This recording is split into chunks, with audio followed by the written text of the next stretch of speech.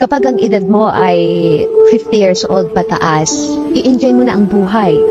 Lalo na't kapag nakatapos na ang iyong anak, tapos na yung paghihirap mo na yung malakas ka pa upang sila makaipon, upang itaguyod yung mga responsibilidad na meron ka.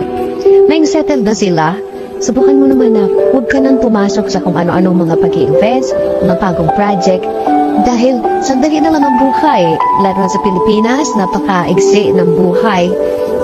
Pilitin mo na yung mga natitirang mga taon ay ikaw naman ang asikasuhin mo, yung sarili mo naman. Although, kailangan nandun ka pa rin sa mga pamilya, sa mga anak mo. Kasi kaya na nila yan. Sila na mismo ang gagawa ng sarili nilang buhay. Hindi mo na sila kailangan problemahin pa dahil nagawa mo na ang lahat para sa kanila. Pilitin mong mag-travel, pilitin mong makakita ng mga bagong kaibigan na sisiguraduhin mo na magiging masaya ka.